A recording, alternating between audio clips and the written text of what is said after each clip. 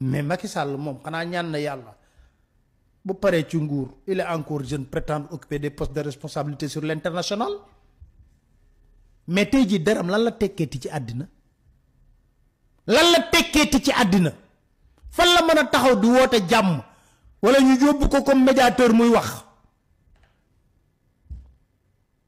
fenn. Je suis heureux d'accueillir et de donner. faaw nag coow dana am mënuñ ko bañ loolu amul solo man coow bi du ma déranger personnellement du ma déranger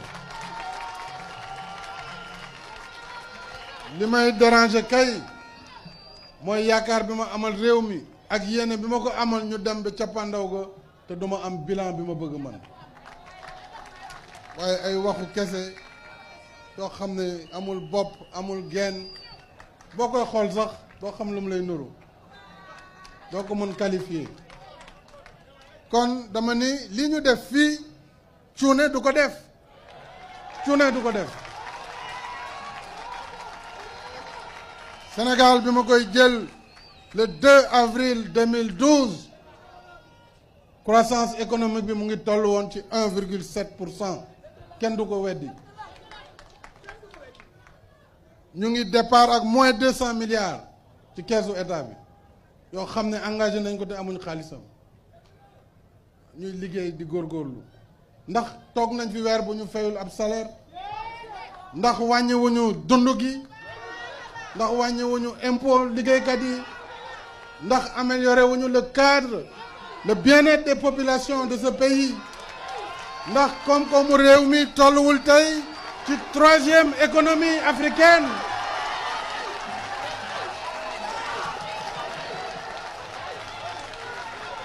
loolu mooy wax ji foofu la nekk waaye dafay campagne mais bu ma neexee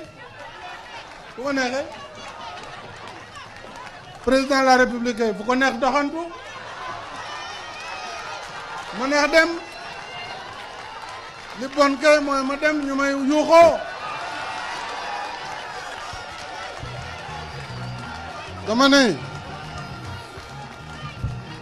nañu bàyyi caaxaan te liggéey nañu bàyyi caaxaan bi te liggéey wàññi wax ji amul benn réew ci àdduna bi bu wax li defar amul dañu am défi ku gis jeunesse su réew mi ni mu mel sa xel war na tiit ci avenir u jeunesse bi war nga assurer éducation formation emploi loolu mooy wax ji université bi 2 fois la ñu def 1960 ba 2012 doublé nañ ko ñaari yoon ci diiru juróomi at te kenn ñemoo ko weddi loolu mooy wax ji loolu mooy bilan bi kon dama ne monsieur le premier ministre yow ak sa gouvernement fañ na ngooro rooga deb no xolum o fañin fañ o fañin fañ voilà c'est ça jërëjëf kon nag xam nga Il restera dans nos cœurs, président. Il restera dans nos cœurs. Il restera dans nos cœurs, président. Il restera dans nos cœurs, président. Il restera dans nos cœurs. Macky Sall, il restera dans nos cœurs, président. Il restera dans nos cœurs, président. Il restera dans nos cœurs. Macky Sall, il restera dans nos cœurs, président. Je suis très heureux de participer à cette rencontre très importante organisée par Atlantic Council et le Centre pour New South du Maroc pour parler des attentes des Africains face à la nouvelle administration du président Trump. Je dois dire que pour le continent africain, il serait important de présenter l'Afrique dans son visage réel, qui est un visage d'un vaste continent de 30 millions de kilomètres carrés, avec aujourd'hui une population de 1,4 milliard d'habitants, projetée à 2,5 milliards en 2050. Donc c'est un marché énorme qui, avec un partenariat diligent et gagnant-gagnant, devrait permettre de développer des opportunités, de développer de la richesse et d'avoir une prospérité partagée. Je crois que l'Afrique a des ressources importantes. L'Afrique a des défis, c'est clair.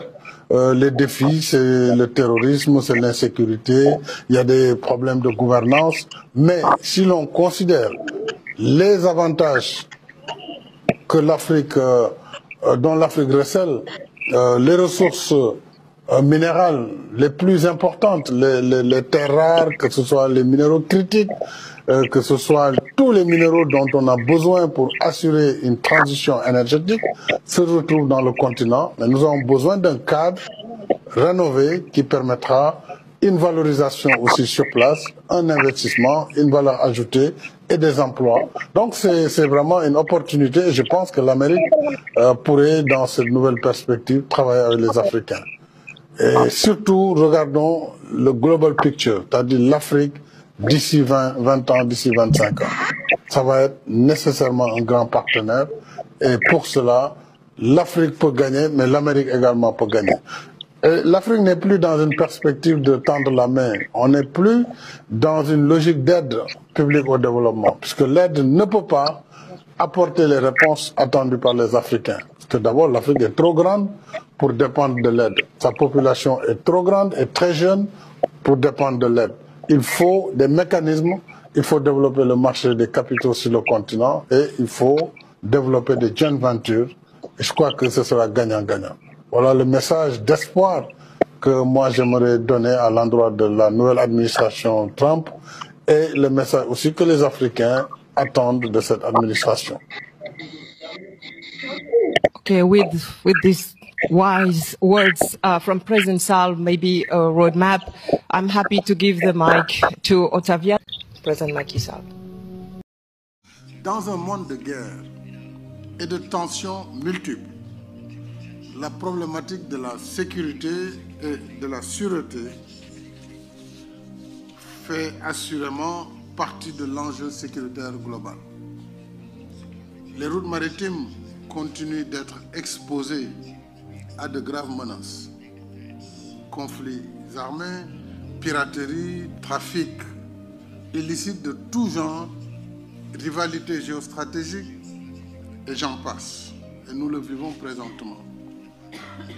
Les conséquences de ces menaces sont dommageables à plusieurs égards. Les navires sont obligés d'abandonner leur route maritime habituelle et de faire de grands détours. On le voit, tous ces navires qui évitent la zone du Golfe et qui sont obligés de repasser par le Cap de Bonne-Espérance pour continuer leur route. Et cela entraîne d'importants coûts additionnels. Ce sont les prix, évidemment, qui augmentent pour le consommateur. Finalement, c'est en dernier lieu celui qui paye tout cela. C'est également l'environnement qui en subit les dommages collatéraux avec le surcoût d'émissions de carbone généré par le rallongement des distances, mais c'est surtout le commerce qui en souffre profondément. Or, le transport maritime représente aujourd'hui plus de 80% des échanges mondiaux, faisant des ports des leviers uniques du commerce et du développement, mais aussi des lignes de défense de notre sécurité économique et humaine. C'est dire que si la mer représente une porte ouverte sur le monde qui donne accès à d'immenses opportunités, il faut en même temps veiller à ce que cette ouverture ne se transforme en faille sécuritaire. Dès lors, sécuriser nos façades maritimes, c'est à la fois protéger nos populations, nos ressources, nos écosystèmes et surtout nos infrastructures critiques. C'est aussi préserver la liberté de navigation et combattre ensemble les menaces transfrontalières. Mesdames et messieurs, ces enjeux majeurs nécessite une collaboration renforcée entre pays par l'échange d'informations, par la mutualisation des capacités navales et la coordination entre forces de défense et de sécurité et services portuaires. Voilà pourquoi il faut continuer à investir non seulement dans les infrastructures maritimes, mais aussi dans la sécurité et la sûreté, dans la formation des personnels, la résilience numérique et la protection des acteurs portuaires. Ces derniers qu'on peut considérer comme des sentinelles essentielles au commerce international. N'oublions surtout pas que les ports sont aussi des lieux d'humanité et de chemins croisés. Chaque jour, des millions d'hommes et de femmes, marins, dockers, commerçants, logisticiens, transporteurs, venant d'horizons divers, s'y rencontrent, échangent et travaillent ensemble.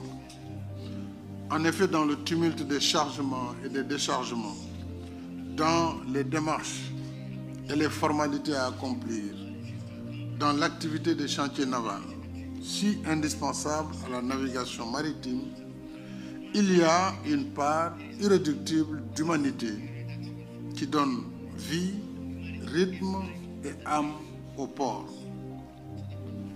Je voudrais également, chers amis, rappeler que le sujet qui nous réunit ici fait l'objet d'une prise en charge au plan continental, avec la Charte africaine sur la sûreté et la sécurité maritime, charte qui a été adoptée par le sommet extraordinaire de l'Union africaine d'octobre 2016 à Lomé, en République togolaise.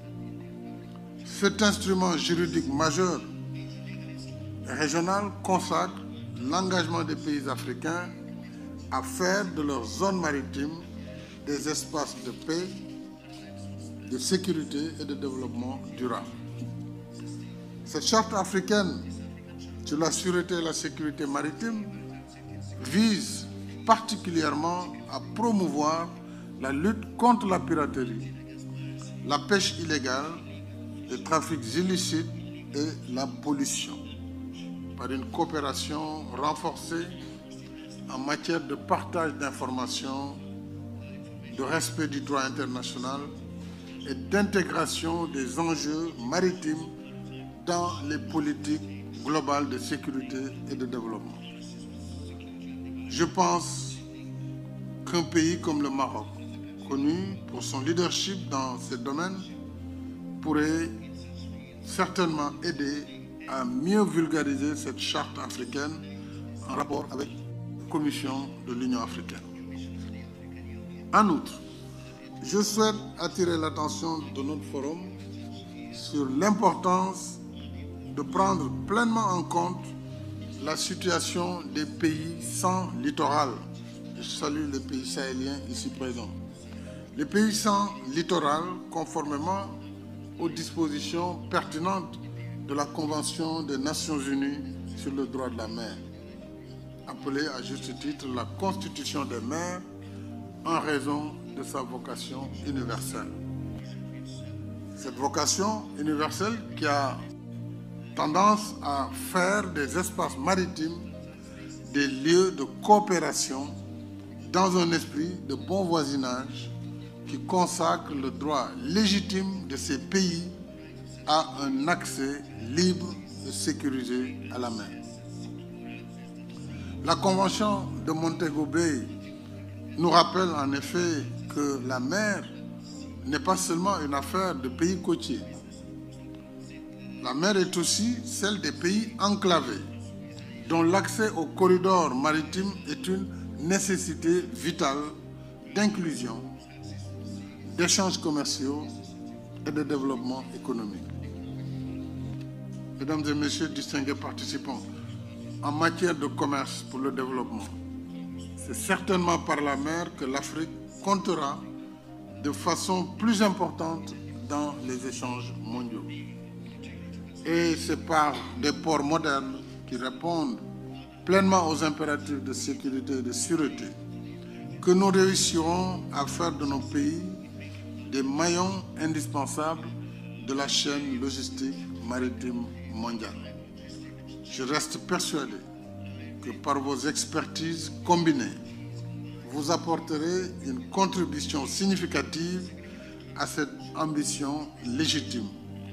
Je vous y encourage vivement et voudrais encore une fois remercier Jean-Paul Cartron pour sa résilience parce que nous sommes au 40e anniversaire du Forum du Grand Montano. Cela prouve vraiment son mérite et cela prouve la justesse de sa vision et il mérite tous nos encouragements et tout notre soutien. Je vous remercie de votre aimable.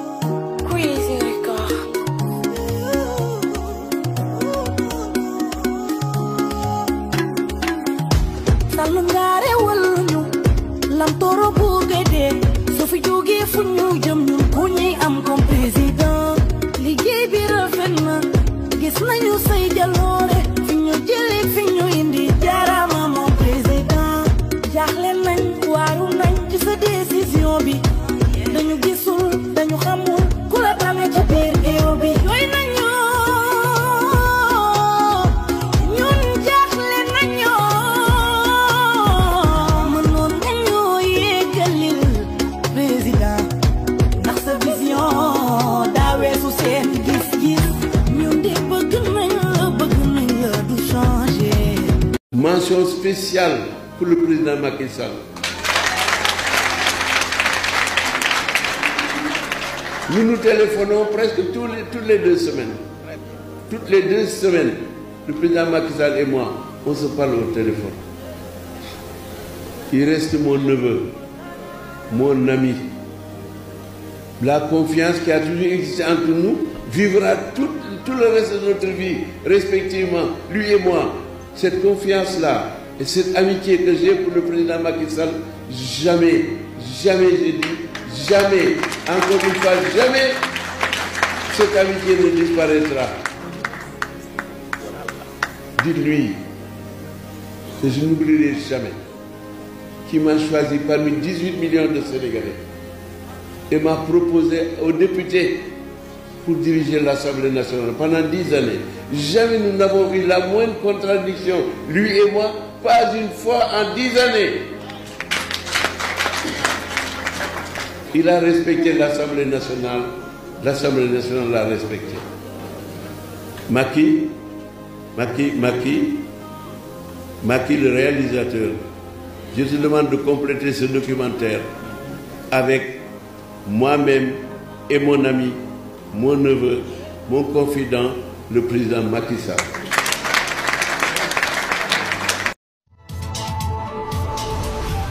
Mimi Touré, humiliée aux États-Unis, cité Afrique confidentielle. La récente escapade américaine de Mimi Touré, ancienne ministre et désormais envoyée spéciale du président Diomaye Faye, révèle de manière flagrante les dérives et l'amateurisme inquiétant qui caractérisent aujourd'hui la vie politique sénégalaise. Madame Touré, connue pour ses changements de camp opportunistes, vient d'écrire un nouveau chapitre peu glorieux dans sa longue histoire d'intrigues politiques et d'ambitions frustrées. Après avoir rejoint la coalition menée par Ousmane Sonko et Diomaye Faye dans un calcul politique évident, Mimi Touré avait été récompensée par une nomination comme envoyée spéciale du président Faye après leur accession au pouvoir. Cependant, très vite marginalisée et mise à l'écart, elle n'a trouvé d'autre stratégie pour exister que de s'attaquer ouvertement à son ancien mentor, l'ancien président Macky Sall. La nomination prestigieuse de Macky Sall au conseil d'administration de la fondation Mo Ibrahim a sans doute renforcé la jalousie et l'aigreur de Madame Touré, désormais contrainte à fabriquer des récits peu crédibles pour conserver un semblant de pertinence sur la scène politique internationale.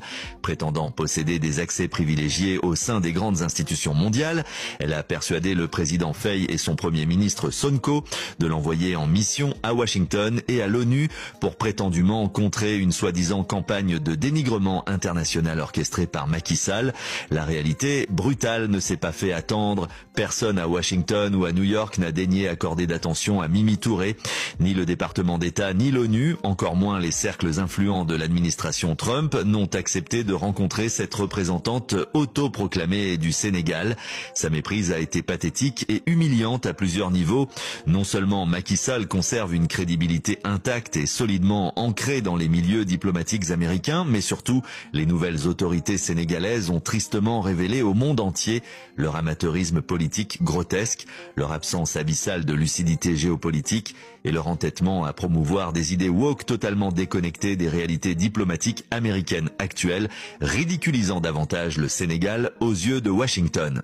En croyant naïvement que Mimi Touré pouvait influer sur la perception internationale du Sénégal, le président Faye et son premier ministre Sonko ont gravement démontré leur propre incompétence et leur propension inquiétante à recourir aux basses manœuvres politiques pour masquer l'état catastrophique du pays.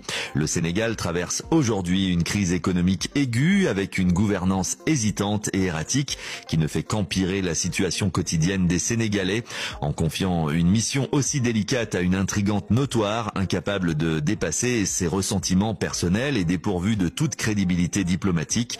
Le régime de Faye et Sonko a révélé au grand jour son inconsistance et sa faiblesse intrinsèque. Les manœuvres de Madame Touré, finalement méprisées à Washington, n'ont abouti qu'à un fiasco diplomatique humiliant et ont placé le Sénégal dans une position embarrassante sur la scène internationale. Il est temps que les autorités sénégalaises cessent leur jeu malsain et leur course aux intrigues inutiles. La situation actuelle exige une politique sérieuse, responsable et transparente, loin des petites combines politiciennes qui nuisent profondément à la dignité et à l'image du pays. Les Sénégalais méritent mieux que cette farce diplomatique orchestrée par une classe politique qui peine manifestement à dépasser ses rivalités mesquines pour relever les vrais défis économiques et sociaux